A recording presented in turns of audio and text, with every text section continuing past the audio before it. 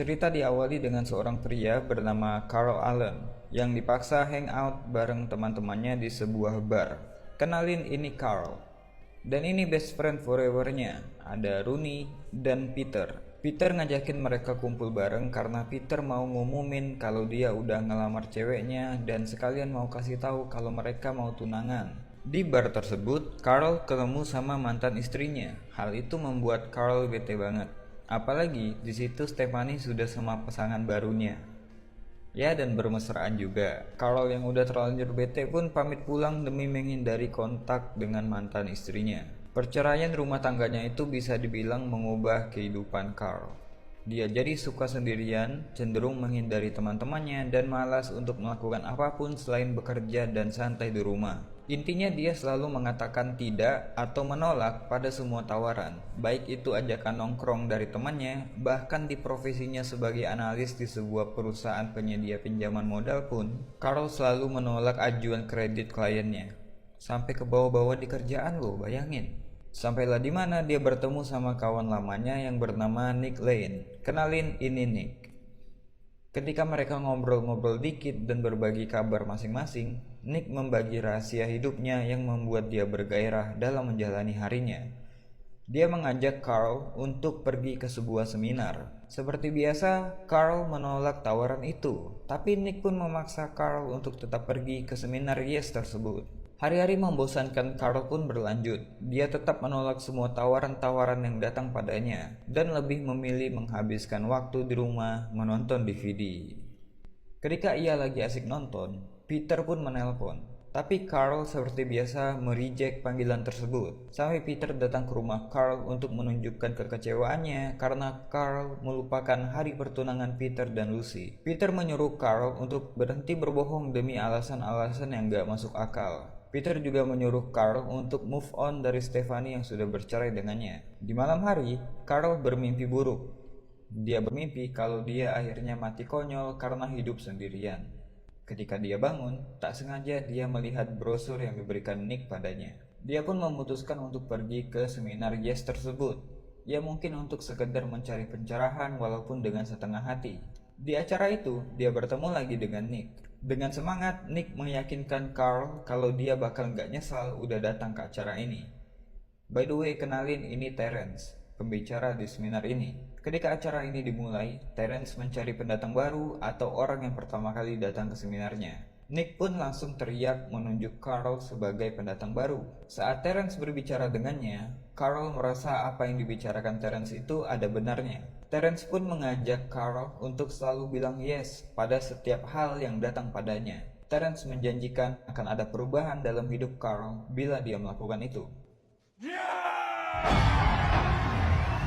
Sepulang dari seminar, ada seorang gelandangan yang menghampiri Carl.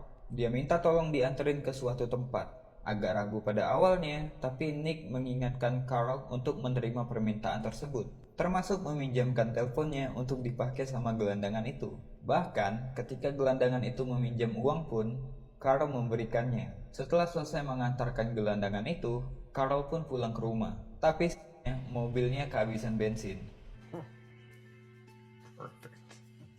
Ditambah lagi dia nggak bisa menelpon karena baterai HP-nya udah habis dipakai sama gelandangan tadi.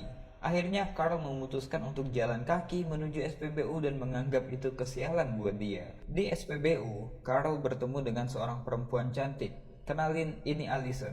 Setelah Carl menceritakan kejadian yang membuat dia harus berjalan kaki menuju SPBU, Allison menawarkan Carl tumpangan menuju mobilnya. Dengan naik skuter dan sedikit kegilaan di tengah jalan, Carl pun diantar Allison menuju mobilnya. Ternyata, kesialan yang dia pikir karena mengantarkan gelandangan tadi menjadi sebab dia bisa bertemu dengan Allison. Kalau sedari awal dia nggak bilang yes untuk nganterin si gelandangan, mungkin dia nggak akan ketemu sama momen ini. Sejak saat itu pun dia percaya bahwa dengan berkata yes pada setiap kemungkinan, dia akan selalu mendapatkan keberuntungan. Carl pun mendalami materi-materi yang dia dapatkan pada seminar itu dan siap menghadapi hidup baru dengan selalu bilang yes pada semua tawaran yang datang padanya. Seperti ajakan nongkrong di bar bareng teman-temannya, menyetujui semua ajuan kredit modal nasabahnya, menerima undangan pesta kostum Harry Potter dari atasannya Norman, mengambil semua kesempatan kursus kayak kursus main gitar, kursus menerbangkan pesawat, kursus belajar bahasa Korea, melakukan kegiatan sosial dalam membantu gelandangan, dan dia juga menghadiri tawaran untuk melihat pertunjukan band di sebuah bar. Carl yang jadi yes man merasa nggak percaya karena ternyata band yang sedang ia tonton digawangi sama Allison, cewek yang nebengin Carl pakai skuter pas di SPBU. Carl pun akhirnya ketemu sama Allison. Mereka ngobrol bareng dan mengenalkan diri masing-masing. Karena ketika pertama kali bertemu, mereka belum sempat berkenalan. Allison pun bercerita kalau dia mengajar di kelas jogging fotografi dan mengajak Carl untuk ikut. Otomatis Carl mengiyakan tawaran tersebut karena basically sekarang dia sudah menjadi yes man. Ketika pulang, dia pun menyiapkan diri untuk bangun pagi demi mengikuti kelasnya Allison. Tapi tiba-tiba, Rooney menelpon Carl untuk nongkrong bareng dan Carl pun gak jadi tidur awal. Keesokan harinya, sepulang dari nongkrong bareng Rooney dan Lee, teman barunya, Carl langsung bertemu Allison untuk mengikuti jogging fotografi. Dalam kegiatannya itu, Carl dan Allison makin dekat dan bercerita tentang kehidupan masing-masing. Carl juga mengajak Allison pergi ke pesta kostum Norman, bernyanyi di panggung, dan mereka pun akhirnya resmi menjalani hubungan. Sorry, harus saya blur adegan ini. Keesokan harinya di tempat kerja, Carl dipanggil oleh wakil presiden direktur perusahaan karena ajuan kredit model yang dia setujui terlalu jauh melebihi rata-rata. Namun ternyata dari ratusan ajuan kredit yang dia setujui, sekitar 90% lebih dari nasabah itu mengikuti pembayaran, yang artinya perusahaan mendapatkan untung yang banyak. Bahkan terbanyak sepanjang sejarah peminjaman kredit modal. Carl pun dipromosikan untuk naik jabatan di perusahaan tempat dia bekerja. Efek positif karena Carl selalu berkata yes ternyata terjadi di banyak situasi. Ketika ia menemani Lucy untuk mempersiapkan acara bridal shower, ia dilayani oleh pegawai toko yang jutek banget. Karena pegawai tokonya tersebut orang Korea, Carl pun mempraktekkan bahasa Korea yang dia pelajari untuk menghibur pegawai toko tersebut sehingga suasana jadi lebih cair. Di situasi lain, ketika ada orang yang mau bunuh diri, Carl melibatkan dirinya untuk menolong orang itu.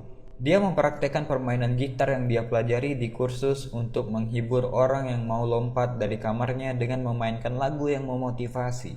Karena aksinya ini pun, dia bisa menyelamatkan orang ini.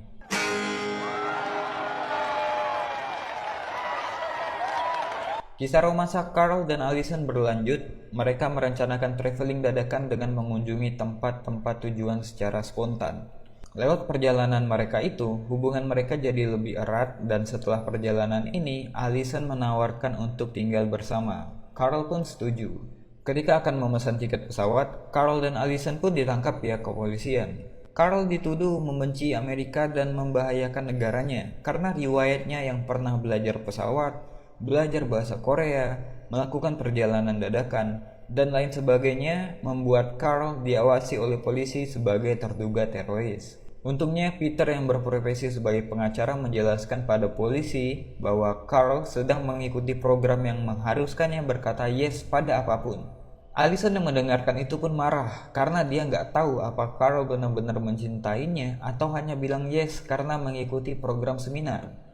Setelah kejadian itu, Allison pun pergi meninggalkan Carl dan menghindari Carl. Di lain waktu, Carl berhasil membuat pesta bridal shower buat Lucy dan Peter dengan mengumpulkan semua orang yang pinjaman modalnya disetujui, termasuk Norman, mantan atasannya.